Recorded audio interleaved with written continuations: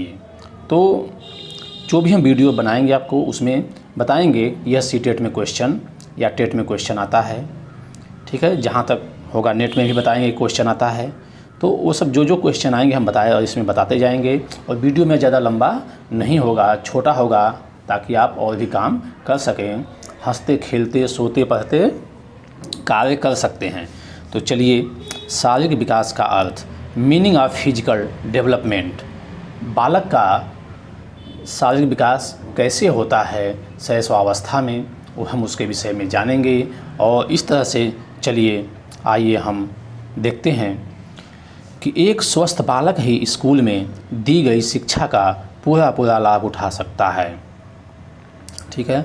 अगर अच्छा शिक्षक है, माहौल बना के रखता है, तो बालक को अवश्य है शिक्षा अच्छा मिलेगा। अतः शिक्षा मनोवैज्ञानिकों ने बालक के शारीरिक विकास, फिजिकल डेवलपमेंट को एक महत्वपूर्ण विषय मानकर उस पर विशेष रूप से ध्यान दिया है। शारीरिक विकास से तात्पर्य, आइए कंसेप्ट को समझिए कि शारीरिक विकास क्या होता है, उसकी मीनिंग समझिए। शारीरिक विकास से तात्पर्य बालकों में उम्र के अनुसार शारीरिक आकार, शारीरिक अनुपात, हड्डियों, मांसपेशियों, दांत तथा तंत्रिका तंत्र से समुचित विकास से है, ठीक है। आप समझ गए होंगे कि शारीरिक अनुपात में हड्डियों, बालक की हड्डियाँ, मांसपेशियाँ, दांत, तंत्रिका तंत्र, मेंटल से है, में समुचित विकास से होता है।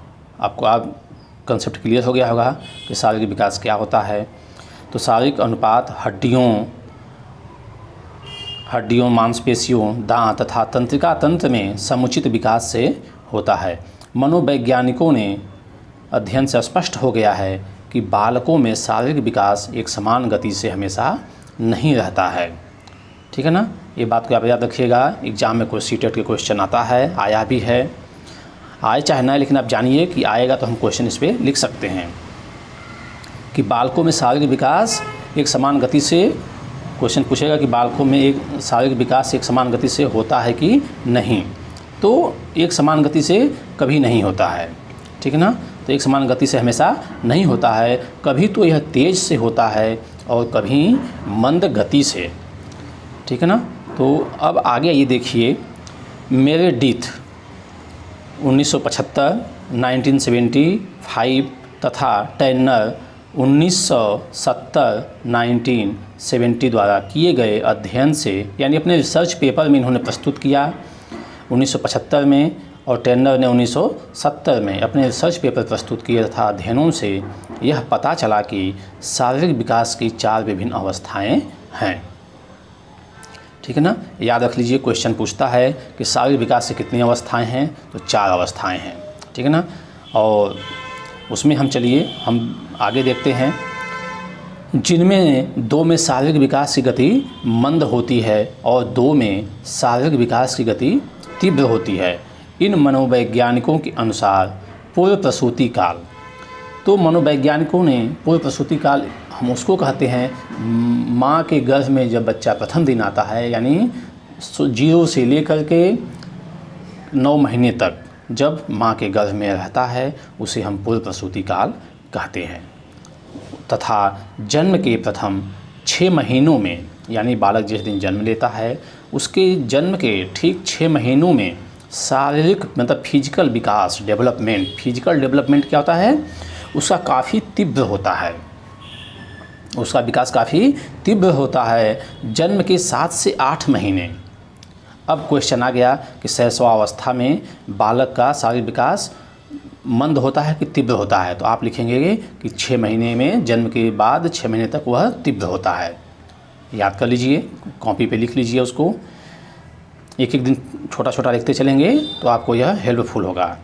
आगे चलिए देखिए, जन्म के 7 से 8 महीने, क्वेश्चन क्या कह रहा है कि जन्म के 7 से 8 महीने, 8 महीने के बाद से शारीरिक विकास की गति क्या होती है, मंद पड़ने लगती है। तो क्वेश्चन आ गया कि शैशवावस्था में कब, किस महीने में बालक का शारीरिक विकास गति मंद पड़ने लगती है। तो कोई आएगा तो आप उस पर लिखिएगा कि 7 से 8 महीने, और एक समान गति से करीब 12 साल तक चलती रहती है। एक समान जो गति है बालक की, ठीक है, वृद्धि में जो है वह एक समान करीब 12 साल तक चलती रहती है।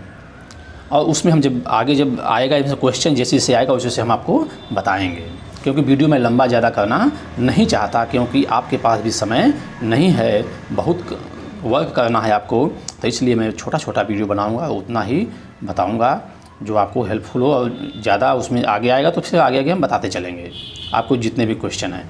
इसके बाद से करीब 15 या 16 साल तक, ठीक है ना, इसके बाद से करीब 15 या 16 साल की उम्र तक शारीरिक विकास की गति एक बार फिर तीव्र हो जाती है। यानी जब बालक जब 15 या 16 साल का होता है, किशोरावस्था में जब पहुंचता है, तो उसकी उम्र की शारीरिक विकास की गति क्या होती है, तेज़ हो जाती है।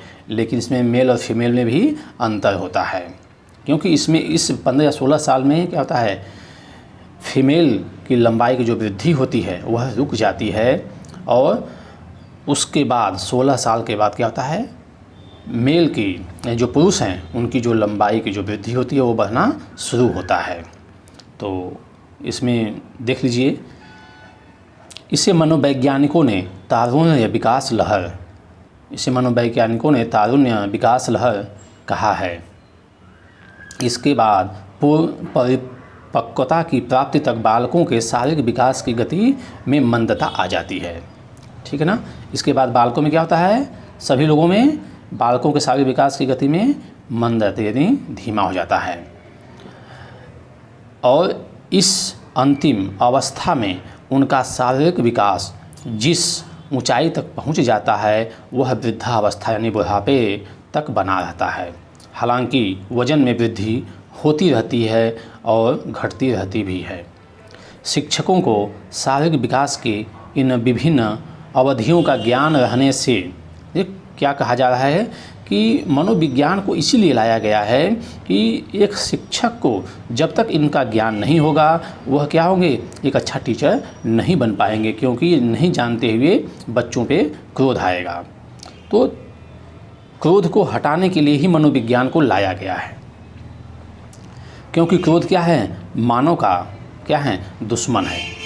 तो इसलिए शिक्षकों को शारीरिक विकास के इन विभिन्न अवधियों का ज्ञान रहने से बालकों की मानसिक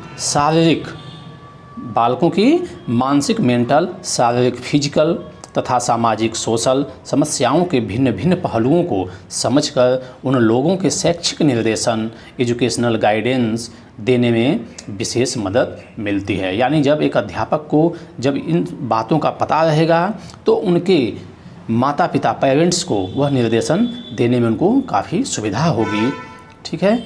और शायद यही कारण है कि शिक्षा मनोवैज्ञानिकों ने बालकों के शारीरिक विकास के अध्ययन पर इतना बल दिया है।